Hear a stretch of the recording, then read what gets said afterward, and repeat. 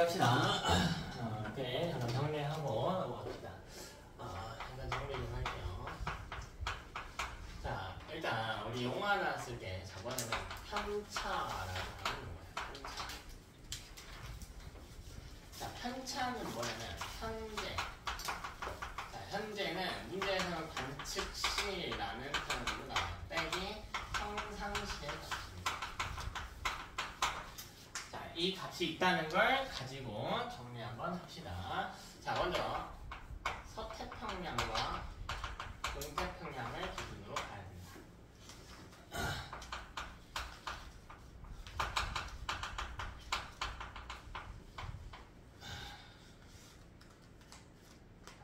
사건은 엘니뇨라고요. 엘니뇨가 발생했을 때 서태평양과 동태평양의 편차에 대해서 따져볼게. 자, 먼저 수온 편차. 자, 이게 뭐냐면 현재의 수온 빼기 평상시의 수온이야. 그래서 서쪽 기준으로 보자. 엘니뇨가 발생하면 서쪽에 몰려있던 따뜻한 해수들이요 다시 동쪽으로 이동합니다. 그럼 서쪽의 수온은 평소보다 어떻게 돼? 평소보다 낮아졌다고요. 그럼 이 평소보다 낮아진 값에서 평상시를 빼게 되면 작은 수에서 큰 수를 뺀 값이란 말이지. 그러니까 이 값이 양수가 나와, 음수가 나와? 음수가 나오죠. 음수가 나옵니다. 무슨 말인지 이해돼요? 서태평양의 수온이 평상시보다 낮아졌기 때문에 작은 수에서 큰 수를 뺀 개념이 되니까 음수가 나온다고. 근데 동태평양은 엘니뇨가 발생하면 따뜻한 해수가 동쪽으로 흘러 들어가기 때문에 동태평양의 수온은 평상시보단 높아진단 말이지. 그래서 현재 빼기 평상시 값이 양수가 돼요. 이걸 잘 외워두면 돼. 엘니뇨라는 얘는 시험에 무조건 나와요. 무조건 나오면 2문제 이상 나옵니다. 그러니까 잘 외우셔야 돼. 자, 그 다음 기압 편차 볼까요?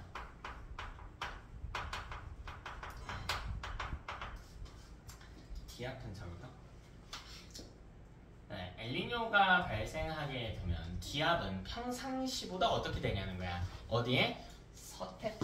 서태평양의 기압이 어떻게 되냐. 서태평양.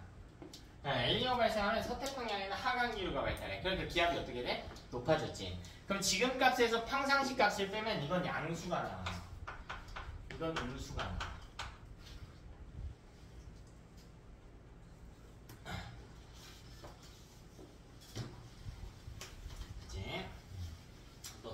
따뜻한 물, 그냥 온수층이라고 할게. 온수층의 두께 편차를 한번 봅시다. 온수층의 두께 편차. 따뜻한 물의 두께가 평상시보다 어떻게 됐냐? 이거 묻는 거야. 평상시보다 어떻게 됐냐? 서태평양 따뜻한 물의 두께가 어떻게 됐어? 얕아졌지. 이거는 두꺼워졌죠. 동쪽. 됐나? 이거는 거의 안 나오는데 위에 순서대로 중요하고요. 수온약층이 시작되는 깊이는 수온약층이 시작되는 깊이의 표현을 보면 수온약층이 어디 다음에 등장하는 거니? 혼합층. 그러면 이거는 혼합층이 두꺼워질수록 수온약층이 더 깊이서 시작하는 거야. 무슨 말인지 알겠어요? 근데 엘니뇨가 발생하면 서태평양의 두께가 얕아졌지. 따뜻한 물의 두께가 얕아졌지. 그럼 수온약층도 위쪽부터 시작한다는 거야. 그래서 수온약층이 시작하는 깊이도 여기도 얕아진다는 거야. 여기는 깊어진다. 이렇게 이야기를 할 수가 있는 겁니다. 됐나? 그래서 엘니뇨 기준으로 우리 정리를 좀 해봤다. 만약 이게 라니냐라면 라니냐 시간 안 나온다고 했지만 전부 다 반대로 가주시면 되겠죠. 라니냐는 표현이 반대가 되니까. 됐나? 그러면 잠깐 문제 좀 보고 다시 넘어올게요. 여러분 교재 조금 넘겨가지고요. 344번 문항 한번 볼게요. 자, 뭔지 봐야 돼요. 문제 잘 읽어야 돼. 자, 문제에서 뭐라고 되어 있냐면 그림은 어느 해 일정 기간 동안 관측한 적도 부근 해역의 수온 편차래. 수온 편차랑 기압 편차는 반대야. 잘못 읽으면 틀려요.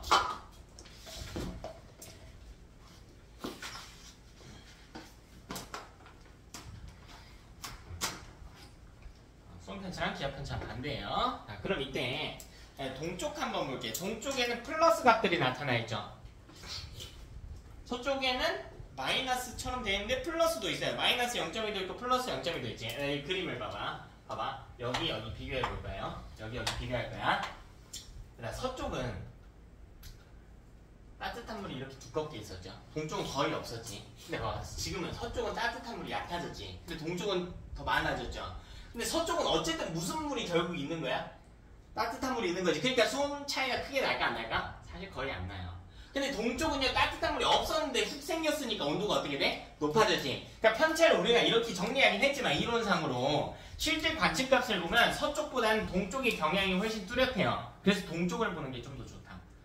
되나? 동태평양 쪽을 봐야 된다. 자 밑에 위도선 나와있죠? 뭐 100 이스트, 100 웨스트 이거 무시하라고 했어요. 태평양 기준이니까. 되니? 그럼 이건 동쪽의 수온이 상승한 상황이란 말이야. 그럼 동쪽의 수온이 따뜻한 지진 건 엘니뇨의 상황이다. 이렇게 해석을 하는 거라고. 이해되니? 자 다음 좀 넘어와서 볼게요. 347번 한번 보겠습니다. 347번. 자 그림 가는 문제 잘 읽어라. 적도 부근 어디래? 동태평양이래. 보고요. 진짜 이상한 애들이 있어. 선생님, 아니 엘니뇨 때 수온 편차 마이너스라면서 아니 어디가 마이너스냐고 대체. 서태평양이 마이너스지 동태평양은 뭐야? 플러스야. 그러니까 우리가 구분해야 될 건 두 개예요. 물론 시험에 엘니뇨밖에 안 나오겠지만 정확히는 이 상황이 엘니뇨인지 평상시인지 라니냐인지 시기를 구분해야 되고요. 두 번째로 뭐 구분해야 돼요? 여기가 서태평양인지 동태평양인지 구분해야 된다고. 됐어? 되니? 자 그럼 그래프 볼게요. 그래프 A는요 동태평양의 수온 편차가 음수야. 평상시보다 수온이 낮아졌다라는 겁니다. 동쪽의 수온이 낮아진 게 언제예요? 라니냐죠. 해수가 서쪽으로 따뜻한 해수가 서쪽으로 거의 다 갔으니까. 그러니까 이게 A가 라니냐예요. B는 뭐냐면 동쪽의 수온이 상승한 겁니다. 이제 B는 뭐가 돼요? 엘니뇨가 된다고. 이게 되니? 동쪽의 수온이 상승했어. 근데 문제에서 만약 이걸 한 글자만 바꾸면 아예 달라진다고. 동태평양을 서태평양으로 바꿔버리잖아? 그럼 B는 서태평양의 수온이 상승한 거야. 그때는 B가 라니냐가 돼버린다고. 이해돼요? 근데 문제가 동태평양이니까 B가 엘니뇨의 케이스가 되겠다. 혹은요 또 그래프 잘 봐봐. 자 그래프에서 왼쪽에 제시된 값이 수온 편차가 아니라 기압 편차일 수도 있거든요. 그럼 B 기준으로 보면 B가 만약 이 그래프가 기압 편차였다고 해보자고. 동태평양의 기압이 상승할 시기란 말이야. 라니냐죠. 달라진다고요. 그래서 잘 읽어야 된다고.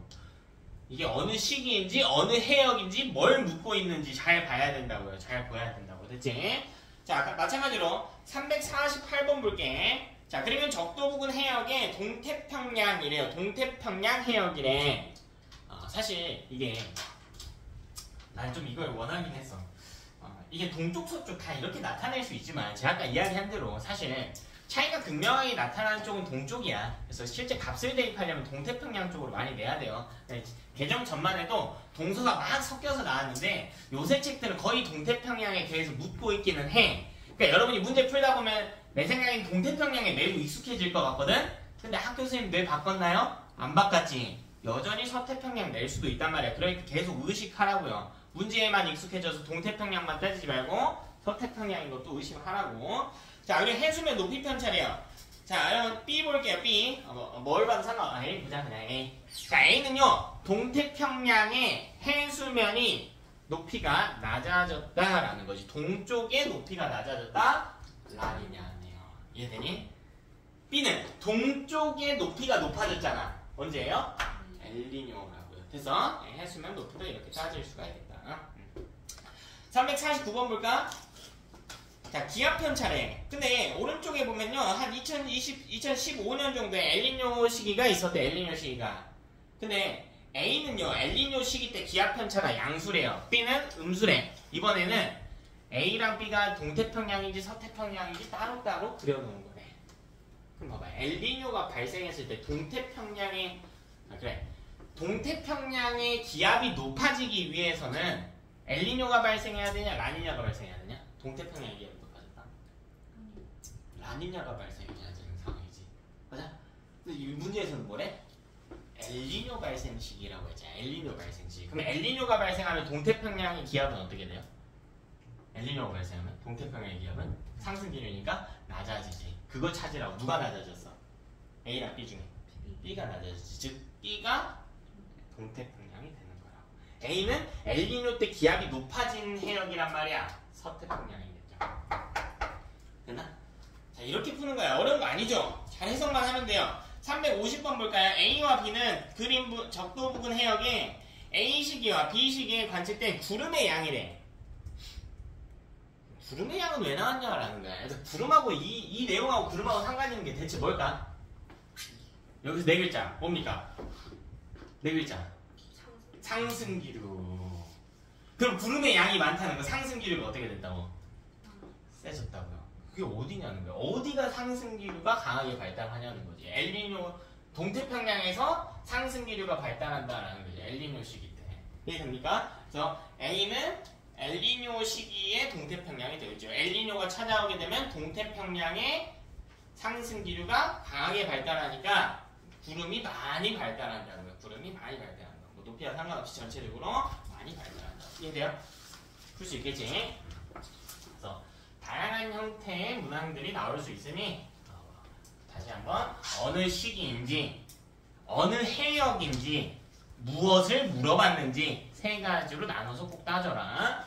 자, 이렇게 우리 두 번째 기상 이슈인 엘니뇨에 대해서 다뤄봤습니다.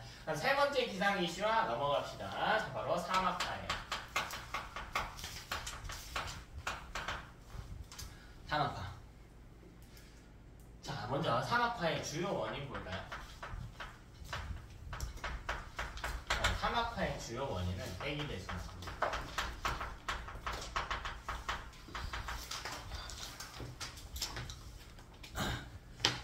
이제 연평균 250mm 이하의 비가 오는 지역을 사막화 지형이라고 불러. 비가 많이 안 온대. 근데 우리 대기대순환 이후에 나온 이유가 있을 거란 말이야. 비가 많이 안 온다는 건 구름이 많이 안 생긴다는 거야. 무슨 기류? 하강 기류. 하강 기류. 봐봐. 대기대순환이 여기 적도선 이렇게 있고요. 30도선, 60도선 이렇게 있지. 그럼 여기 상승 기류지. 근데 여기 위도 30도 라인에 무슨 기류? 여기 무슨 기류?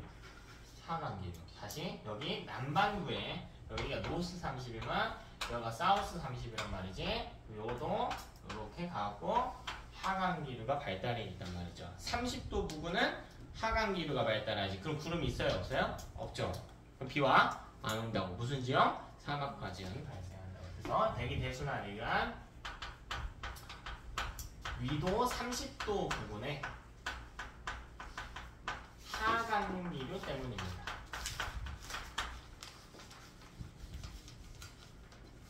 위도 30도 부근에 하강기류. 그래서 사막의 위치를 보면 거의 같은 위도선상에 있다라는 거야. 같은 위도. 그리고 그 위도는 거의 30도래요. 30도. 네, 문제에서 낚시 나와요. 같은 경도 이런 식으로 안 돼. 같은 위도선을 따라 발달한다. 같은 위도선. 30도의 사막이 주로 발달한다. 여러분이 알고 있는 뭐 고비 사막, 그레이트 샌디, 뭔 사막 알고 있을까? 사하라 사막, 이런 애들 다 위도 30도 부근에 걸쳐져 있다. 어려운 거 아니죠? 자, 다시 교재로 넘어가서 95페이지 볼게. 자, 사막화의 발생 원인. 자, 읽어볼게요. 어려운 거 없어? 자, 발생 원인 대기대순환에 의한 위도 30도. 자, 그리고 인간의 활동들도 존재한다. 인간의 출현 이후로, 특히 산업혁명 이후로 사막화가 가속이 되고 있다. 왜? 자꾸 벌목하고, 자꾸 골프장 짓고, 지구온난화 유발하고, 이런 것들 때문에. 자, 피해. 물, 식량 부족하대요. 토양의 침식이 증가할 수가 있대. 토양이 물이 없으니까 자꾸 힘이 없는 거야. 힘이 없어가지고 식물이 못 자라잖아요. 식물이 못 자랄 거 아니야. 물이 없으니까 식물이 못 자라가지고 토양을 꽉 잡아주지를 못해요. 그래서 토양에 힘이 없어. 그럼 뭐 생태계 파괴가 일어날 수 있대. 그래서 뭐 다음과 같은 대책들을 세울 수 있대. 중요한 건 사막화다. 자, 그 밑에 볼게요. 지구 기후변화 시나리오라고 해서 나와 있어요. 이거는 이제 SSP 시나리오라고 하는데, 자, 어려운 이야기 아니고요. 이 시나리오가 탄소 절감을 얼마나 하냐라는 거야. 이게 2.0이 거의 최소값이거든. 최대값으로 거의 한 7.0 정도 생각하면 돼.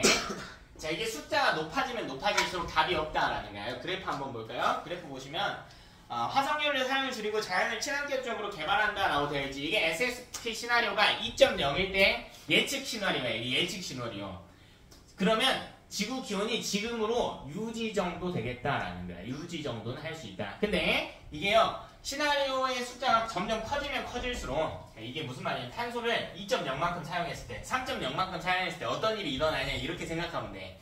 그럼 이게 점점 커지면 커질수록 우리가 대책 없이 쓰고 있다는 거니까 지구온난화 경향이 심해질 거라, 지구기후가 점점 망가질 것이다 라는 걸 보여주는 이런 시나리오가 있다 하는 정도만. 내가 어렸을 때도 이걸 배웠거든요. 그때 재밌었던 게 뭔지 알아? 그때 그래프가 어떻게 됐었냐면, 지금 이거 아니면 이게 제일 낮은 거잖아. 지금 이렇게 그려지잖아. 어렸을 때 사회과 부동가 뭐 그런 과목이 있었는데 그래프를 이렇게 배웠다? 이렇게 배웠다? 무슨 그때는 다시 낮아질 수 있다고 생각했어. 좀 덜 쓰면. 근데 우린 이미 반환점을 넘었어요. 이미 넘었어. 받아들여야 돼. 혁신적인 기술이 없잖아? 다시 못 돌아가요. 지금 옛날처럼 조금 선선했던 시절로 못 돌아가. 지금 아무리 노력해도 이게 말이 2.0이지 어떤 느낌이냐면, 지금 있는 발전소들 거의 싹 다 가동 중지시키고요. 전부 다 재생 가능한 이런 형태의 뭐 풍력 발전, 자연 친화적인 발전을 싹 다 바꿔야 유지할 수 있는 거야. 그러니까 현실적으로 불가능해요. 불가능해. 그렇게 하더라도 유지 정도야. 유지 정도예요. 그러니까 힘내라 얘들아. 더 더운 시절에 살겠지. 밑에 같은 노력을 좀 해야 된대. 대중교통 좀 타고 해줘야 되겠대. 됐죠? 자, 우리 여기는 넘어가도록 하고요. 뒤편에 104쪽 가가지고 태양에너지까지 해서 오늘 진도 다 마무리합시다. 태양에너지 별거 없어요.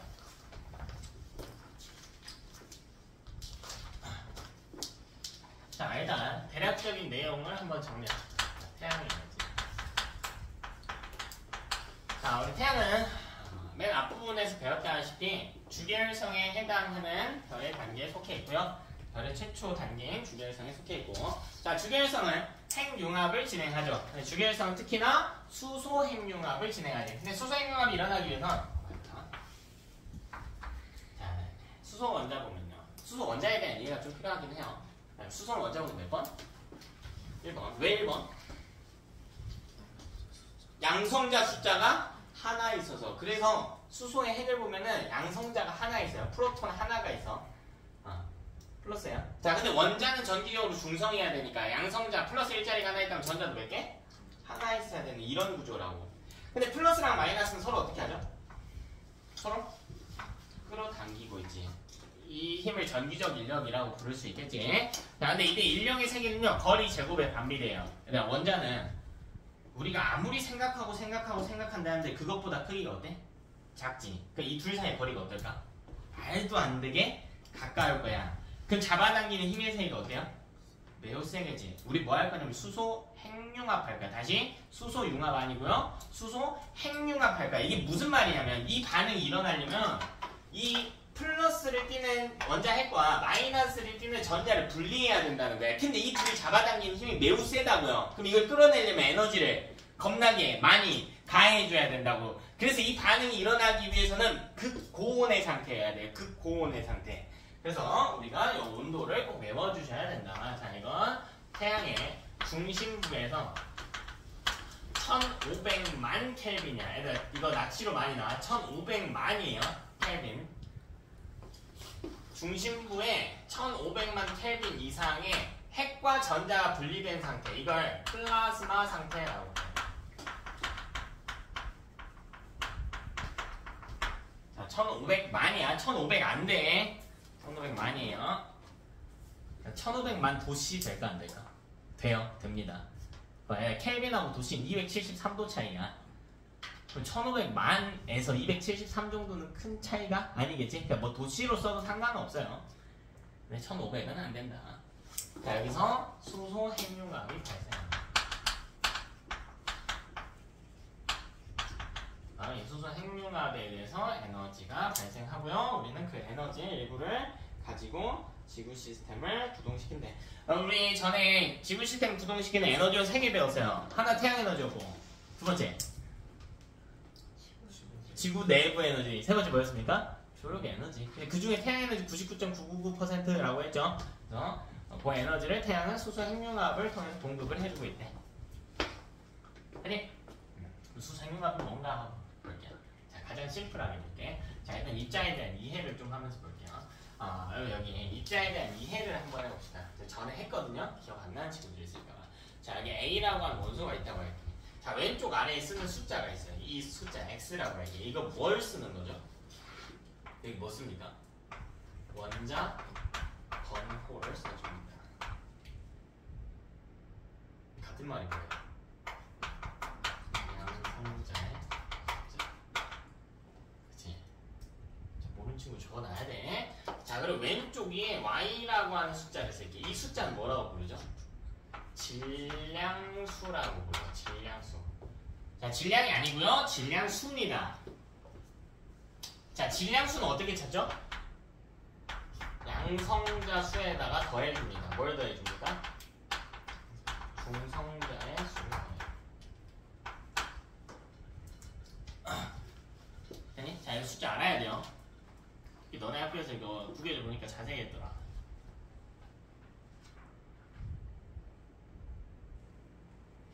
자세히 했더라. 그치?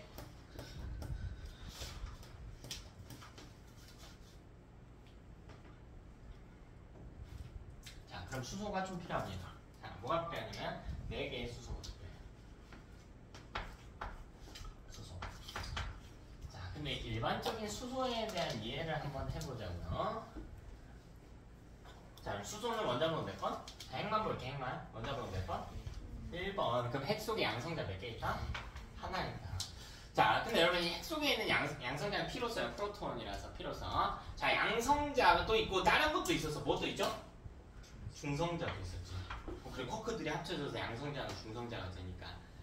근데 중성자의 역할이 뭐였는지 혹시 기억나는 친구 있니? 양성자가 2개 있다고 해보자.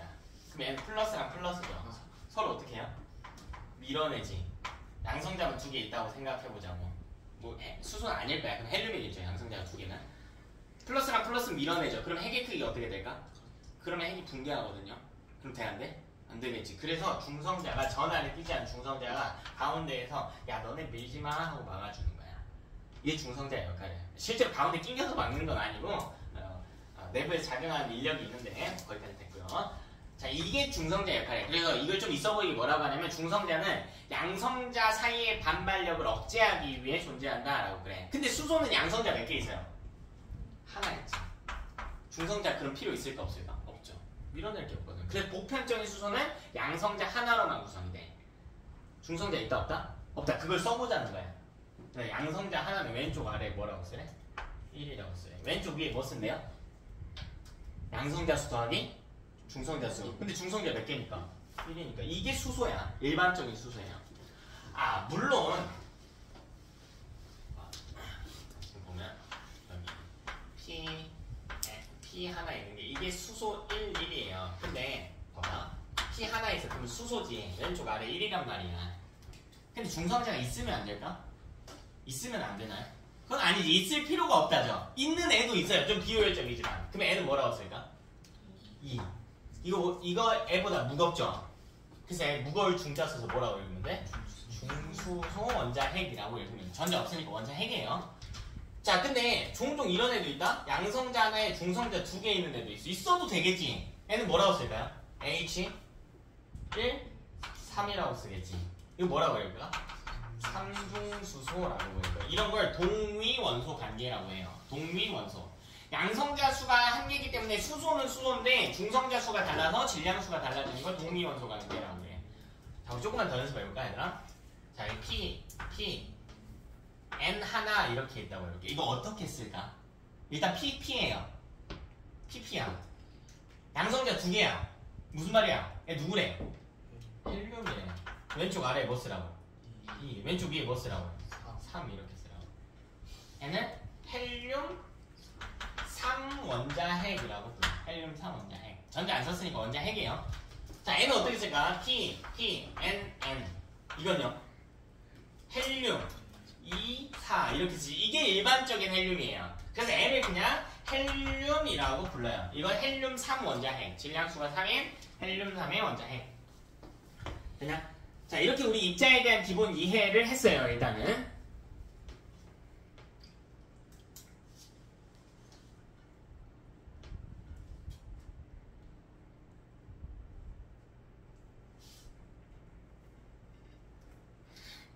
이거 다 원자핵이야. 이거 핵이야. 핵 정도라도 핵이야. 전자 안 그렸으니까 핵이야. 헬륨이라고 읽으면 안 돼. 헬륨 핵이라고 읽어야 돼.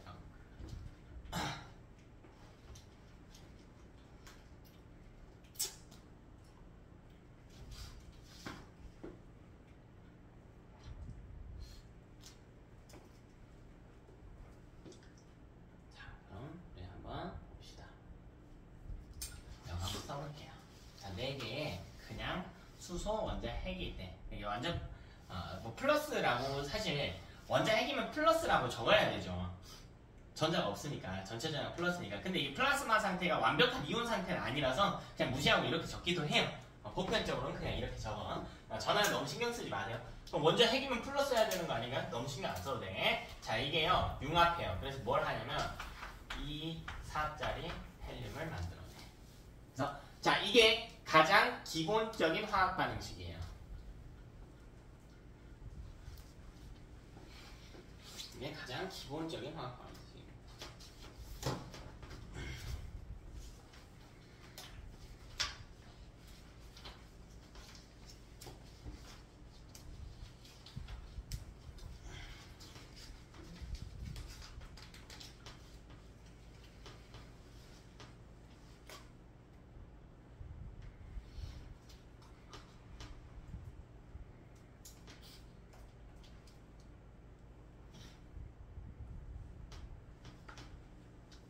됐나?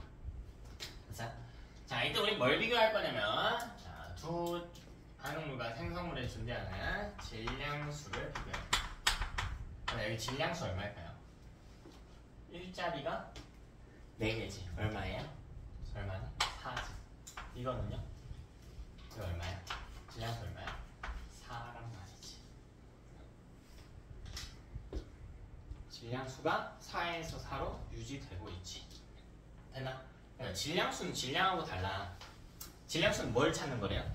뭐 더하기? 양성자 수 더하기 중성자 수야. 그러니까 이건 질량이 아니고 숫자예요. 숫자.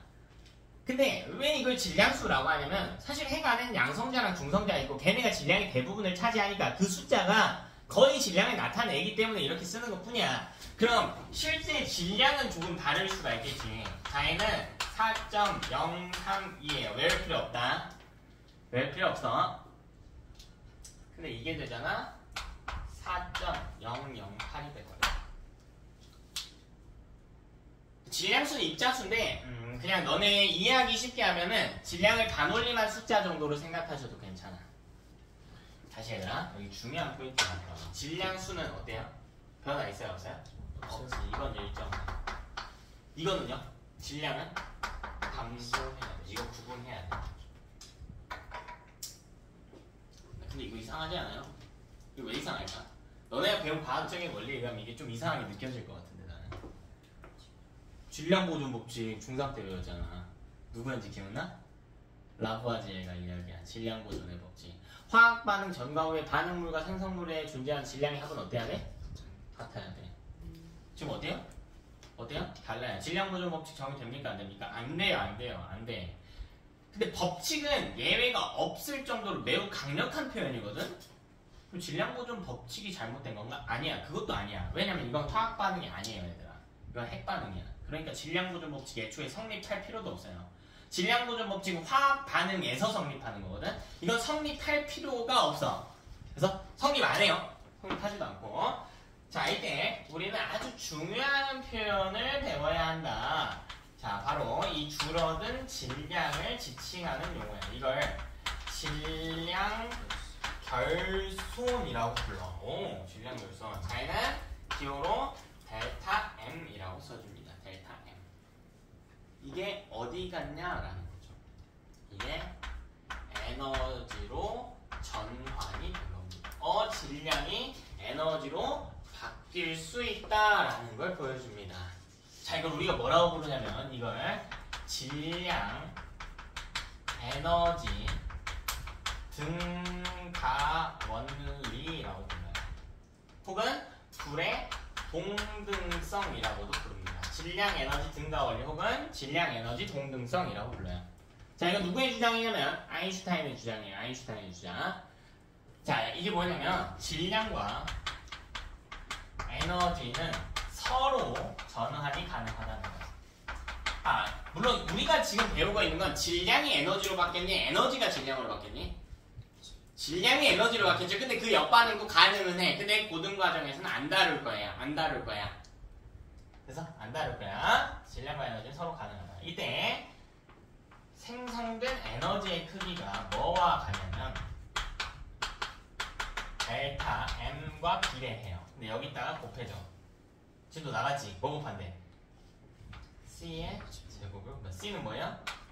진공 상태의 빛의 속력이다. 자, 수치로는 수치까지 안 될 것 같긴 한데 3.0 곱하기 10의 8제곱미터/세컨드예요. 그럼 이게 무슨 말인가? 줄어든 질량이 매우 작더라도 거기다가 겁나 큰 수를 제곱으로 곱해버리니까 매우 많은 양의 에너지가 발생할 수 있다라는 걸 보여주고 있어요. 이거 우리 사실 주계열성 할 때 했던 이야기이기도 합니다. 주계열성들의 에너지를 만들어내는 거죠. 되나? 아인슈타인이 이걸로 노벨상을 받았단 말이지. 이걸로. 상대성 이론으로는 못 받았고 흔히 알려져 있는 상대성 이론은 그 당시 과학자들이 이해를 잘 못해서 못 받았어요. 네? 질량 에너지 등가 원리는 인정을 완벽히 받았다.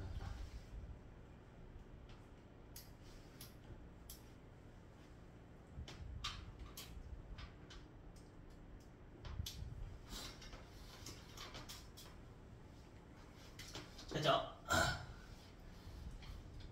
자, 근데요, 이것보다 사실 조금 더 딥한 반응이 있어요. 이거를 잘 안 하는데, 자, 이때 칠 때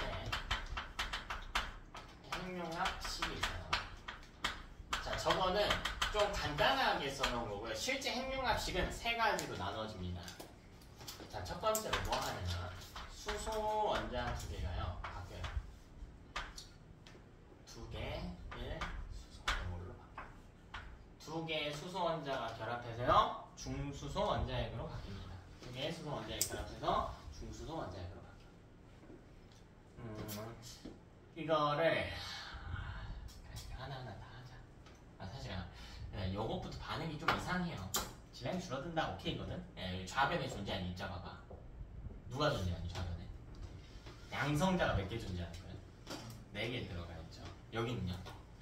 양성자 몇 개? 2개. 중성자도 2개 들어가지. 그러니까 이때 무슨 과정이 생략됐는지 보여요? 양성자 2개가 바뀌었어. 뭘로? 중성자. 이건 핵붕괴라고 부르거든요. 근데 이건 너네가 안 다뤄. 그냥 금갑다 하면 돼. 금갑다. 질량수가 똑같다 정도로 보면 돼. 그러니까 이것도 똑같은 이야기야. 좌변에 양성자 2개 있죠. 근데 우변에는 양성자 몇 개 있어? 하나 있고 뭐 있어요? 중성자 하나 있는 거야. 됐어? 그러니까 이것도 양성자 하나가 뭘로 바뀌었어? 중성자 하나로 바뀌었는데 우리 거기에 너무 초점을 두지 말라고요. 그냥 우리는 질량수가 일정하면 된다에 초점을 두라고. 양성자수, 중성자수 정도는 바뀌어도 돼. 그 둘이 전환이 일어나요. 혹시 학교에서 이거 할 때 양전자나 중성미자 이런 이야기도 했냐? 안 했어? 이 정도만 봅시다. 그럼 자, 두 번째로 뭐 하냐면요. 여기 중수소 원자핵이지. 자, 여기다가 수소 원자핵 하나를 붙일 거야. 이번에는요 그대로 갑니다. 이번에 왜 그대로 가냐면 헬륨이 만들어져요. 여기 위에 뭐가 와야 될까? 이건 무조건 뭐가 와야 돼요? 이 위에 숫자는 3이 와야 돼. 왜? 왜 이게 와야 될까? 질량수는 어떻게 돼야 된다고? 보존이 돼야 된다고. 지금 요 좌측의 질량 수압이 3이잖아. 2, 1이니까 여기 3이 나와야 된다. 무조건 3이 나와야 된다. 이해되니? 야. 자, 그럼 세 번째로 무슨 일이 있냐면 두 개. 자, 위의 과정을 두 번 합니다. 두 개, 2, 3. 헬륨 원자핵 헬륨 3 원자핵 두 개가요. 반응을 해요. 그럼 뭐가 만들어지냐면 헬륨 원자핵인데 2, 4짜리가 만들어져. 여기 뒤에 부족하지 지금. 왜? 좌측에 지금 질량수 몇이에요? 6이지. 그럼 여기도 얼마 해야 돼? 6이 메워져야 돼. 근데 몇 밖에 없어요? 그럼 얼마 더 메워져야 돼? 2. 그래서 두 개 1 수소가 만들어져.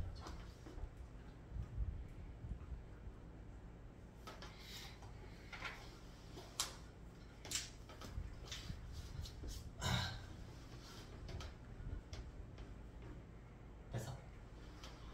이게 실제 반응식이에요. 우린 이렇게 심플하게 배웠지만. 자, 왜 이렇게 배울 수 있나만 한번 봐볼게. 그러니까 3번에 하기 위해서는 헬륨 3 원자핵이 몇 개 필요해요? 2개 필요하지. 그러니까 이 과정은 실제로 몇 번씩 일어나야 될까? 2번씩 일어나야 돼요.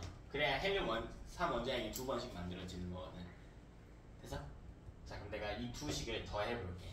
자, 여기. 근데 여기 2 곱해서 더해줄게요. 봐, 여기 그럼 뭐가 나오냐면 좌변에 4H11이나 이걸 싹 다 더했다고 생각해봐. 너네 안 봐도 돼. 안 봐도 돼. 여기 좌변에. 그치? 자, 좌변만 할게요. 좌변만. 여기 더하기 2개 2, 1H 이거 오죠? 이거 2배 해서 적어줬어? 좌변만 더할게. 그리고 더하기 2개 1, 1H 이렇게 오지? 좌변에. 이거는 그냥 이대로 더해주면 되겠지. 이건 두 번 일어날 필요 없는 반응이니까. 더하기 2, 3H2 이거거든요? 2배 해서 곱해주면 1, 2번 2배 하고. 그럼 생성물도 볼게. 여기 생성물이 2개 2, 1H 더하기 2배 해서. 자, 이것도 2배 해줘야겠지? 2개 1, 1H 더하기 2개 2, 3H2 이렇게 된단 말이야. 그리고 이거 남은 거 더 해볼까요? 더하기 2, 4H2랑 더하기 2, 1, 1H 이렇게 들어오겠지. 됐나? 전체 반응을 합쳐본 거야. 한 번에 다 써본 거야. 한 번에. 그럼 봐라. 봐봐. 요거랑 상쇄돼요. 요거랑 상쇄되거든요. 요거랑 상쇄돼요. 뭐가 숫자가 왜 안 맞지? 4. 뭔가 숫자가 안 맞네. 2배? 나 왜 이거 두 번 더 했어? 바보가. 왜 이거 두 번 더 했지? 한 번만 더 했어야 돼. 숫자가 맞지 않았구나. 요거. 그리고 여기 있는 놈이랑 요거랑 상쇄돼. 그럼 남아있는 게 이거랑 이거야. 전체 반응에서 보면. 그래서 심플하게는 이렇게 쓰는 거예요. 그냥. 그래서 뭐 통합과학 하는 학생들은 보통 여기까지 배우거든? 그래서 여기까지만 하고 싶어 얘들아. 너네 학교 부교재 있어. 이거 다 하래. 너네 프린트 다 하래. 프린트. 부교재. 다 하래. 그러니까 해라. 학교 선생님이 요것만 외워라 하면은 요 정도로 하시면 돼. 실제 반응식은 요 세 개로 나눠진다 라고 하는 것까지 외워주시야. 너네 육진도 나온 거 아니야? 딴 반 이거 했다는데? 너네 안 했어? 안 했어? 안 했으면 빼도 돼. 안 했으면 난 했다고 들어가지고. 그래서 안 했으면 빼고 그냥 요 정도만 체크하셔도 됩니다. 됐죠? 우리 교재 넘어와가지고요. 내용 마무리할게요. 다 했어요.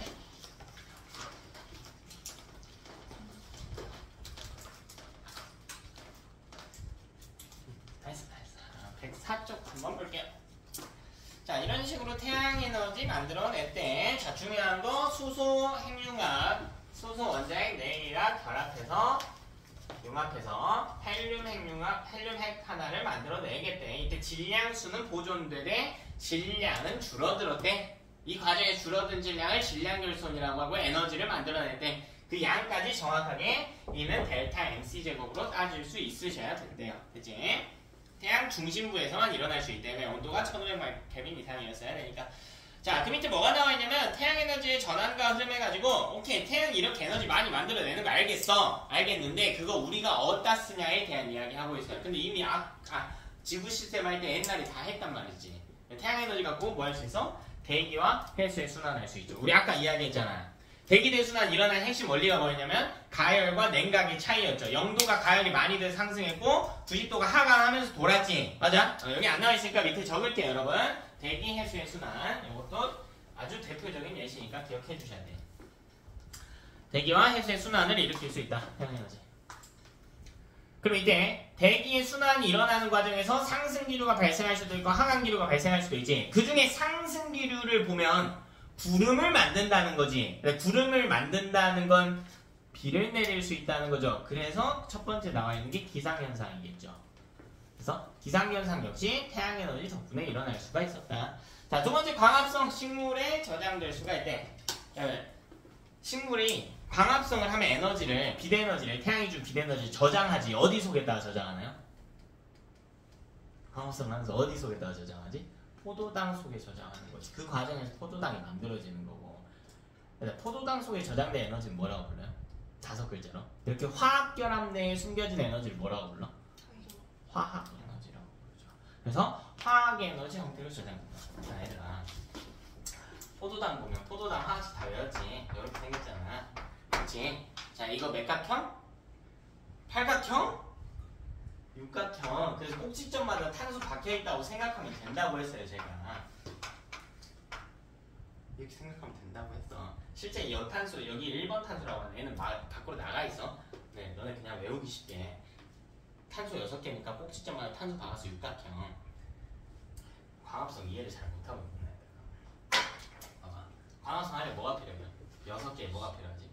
CO2. 자, CO2만 볼게요. 물도 필요합니다. 그럼 CO2,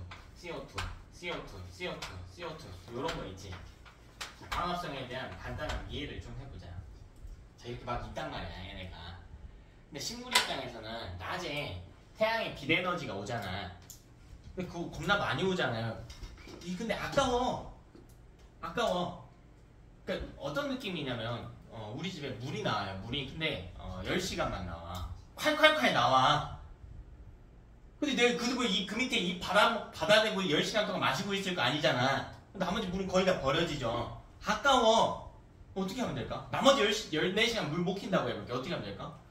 그 밑에 받침대 받아두고 저장하면 되는 거 아니야? 자, 식물도 마찬가지라는 거야. 빛에너지 낮에 졸라 쏟아지거든요? 아까워. 그래서 이 에너지를 어떻게든 저장을 하고 싶은 거야. 그때 어떻게 저장을 하냐면 주변에 보니까 한량처럼 돌아다니는 CO2가 졸라 많아요. 여기서 C만 볼게요. 여러분 C만 볼게. CO2에 있는 C들이 막 이렇게 있지.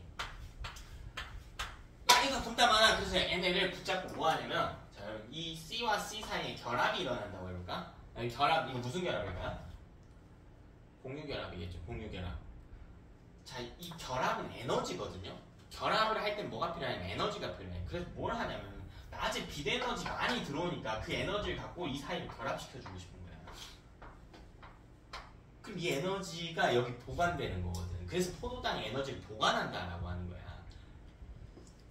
그리고 내가 에너지가 필요할 때가 되면 어떻게 하면 될까? 이 C와 C 사이를 어떻게 해버리면 돼? 그래서 끊어내면 되겠죠. 그리고 그 과정에서 사실 C는 필요한 게 아니에요. 식물이 필요한 건 뭐냐면 C가 필요한 게 아니라 이 사이사이에 저장되어 있는 이 에너지야. 그냥 C는 껍데기예요. 그럼 그 사이에 있는 에너지 꺼냈으면 껍데기 갖다 버리면 되는 거 아니야. 그래서 이 과정을 뭐라 그래? 포도당 부수는 과정을 뭐라 그래? 세포호흡이라고 하지. 그래서 세포호흡하면 뭐 나와요?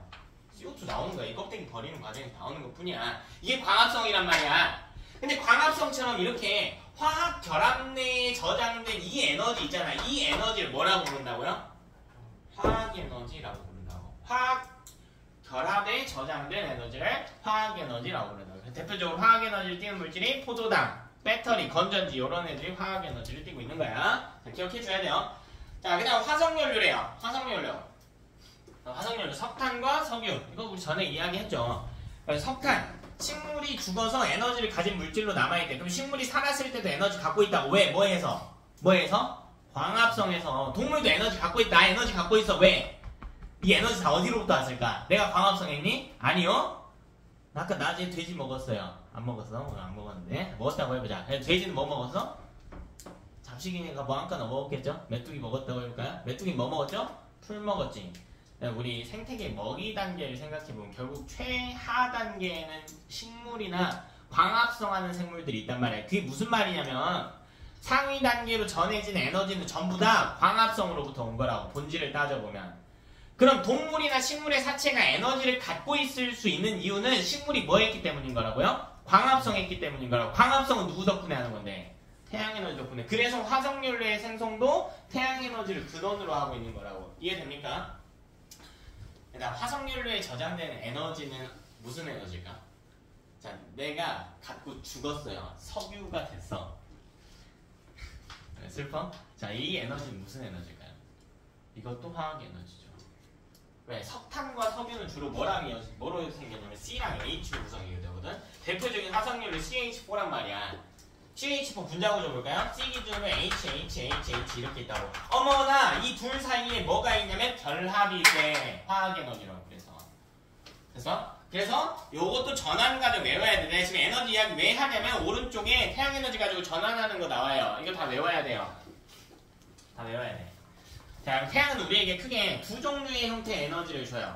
오른쪽 페이지 보면 자, 무슨 에너지입니까? 비대에너지 주고요. 열에너지 준다라고 돼 있네. 하나씩 읽어볼까? 자, 광합성은 비대에너지를 전환하는 거예요. 태양이 열에너지 쓰는 거 아니죠? 비대에너지 쓰는 겁니다. 뭘로요? 화학에너지로 전환하는 거예요. 자, 그럼 광합성을 해서 가진 에너지를 식물이나 동물이 받아서 죽고 사체가 된대. 그때 저장된 에너지도 뭐래? 화학에너지돼. 이건 화학에너지를 사도 화학에너지로 된 거야. 자, 그걸 가지고 공장을 돌린대요. 물을 끓인대. 무슨 에너지예요? 열에너지의 형태로 쓰이겠죠. 근데 뭐? 구동기관을 사용하게 되면 운동에너지로 쓸 수도 있는 거고 할 수가 있다.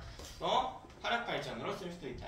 자, 비대에너지 가지고 태양광 발전도 할 수 있대요. 자, 태양광 발전하게 되면 전기에너지로 바꾸는 거겠죠. 발전, 전기를 발생시키는 과정이니까.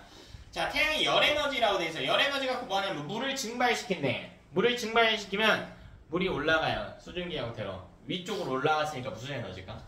위치 에너지죠. 열에너지를 가지고 위치 에너지로 전환했어. 됐나? 그래서 구름이 만들어져. 위치 에너지. 그게 다시 떨어진대요. 이게 무슨 말이냐? 위쪽에 있던 물이 아래로 떨어진다고. 그럼 위치 에너지가 줄어들지. 운동 에너지로 바뀐다. 이런 전환 과정까지 같이 나올 수가 있다. 그래서 뭐 수력 에너지를 쓸 수 있다. 바람, 공기의 흐름을 이제 운동 에너지 줘서 공기의 흐름에 포함시켜서 또 전환시킬 수도 있겠다. 밑에 줄 하나만 추가할까요? 여기 안 나와 있네. 자, 열 에너지라고 돼 있지. 자, 태양 열 에너지는 처음에 열 에너지에서 직방으로 전기 에너지로 바꾸는 과정입니다. 됐나? 사실 정확하게 한번 따져볼까요? 태양광하고 태양열의 아예 발전 방식이 다르거든? 이거 뭐 하냐면 태양 열 에너지로 정확하게 할게. 물 끓여요. 물 끓여. 그럼 물에 무슨 에너지야? 위치 에너지지. 열 에너지를 가지고 위치 에너지로 바꾸는 거예요. 위치 에너지. 포텐셜 에너지. EP 이렇게 쓰죠. 물을 증발시켜. 자, 그럼 그 위에 뭐가 있냐면 터빈이 있거든요. 그 터빈의 운동 에너지로 바꿔요. 우리 방학 때 발전했잖아. 터빈 돌리는 거 핵심 원리. 화력 발전에서 어떻게 했었냐면 막 화석연료를 떼어가지고 화학 에너지를 열 에너지로 바꿔서 물을 끓였지. 그래서 물에 위치 에너지, 그치? 증기를 이용했죠. 위치 에너지, 운동 에너지, 그치? 그러니까 물의 역학적 에너지를 갖고 터빈의 운동 에너지를 바꿔서 터빈을 돌려서 전기 에너지를 만들었잖아. 태양열도 똑같아요. 똑같아. 과정이 완전히 똑같아. 다만 물을 증발시키는데 뭐를 쓰는 것뿐이야?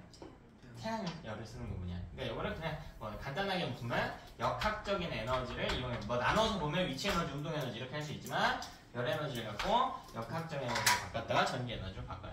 근데 태양광은 아예 달라요. 태양광은 터빈을 안 쓰는 발전이거든. 그래서 얘는 비대에너지를 직방으로 전기 에너지로 바꾼다고 되어 있는 거야. 조금 어렵게 나오면 그렇게까지 나올 수도 있겠다. 그죠? 그래서 오늘은 우리가 여기까지 하고요. 과제는 여러분 그쪽까지 하고 아까 나눠드린 프린트 있죠? 프린트는 시험 범위 거의 전체 제가 한 사이클 돌려놨어요. 그래서 조금 복습들 많이 하시면서 양은 좀 많을 거야. 전체 범위니까 복습할 것도 많고 하니까 많을 거거든요. 우리 시험이 정말 얼마 안 남았다. 많지만 해라. 밀린 거 있으면 안 된다. 그죠? 프레임트 한 세트 하시고. 그래도 그렇게 많이 안 남지 않았어? 아까 한 2개 정도씩은 했죠? 안 했어? 아예 안 했어? 4개 했어? 많이 했네. 하시고요. 그리고 우리 내신 교재는 다 되어 있는 숙제 영상하고 질문할 거 하고요. 여기가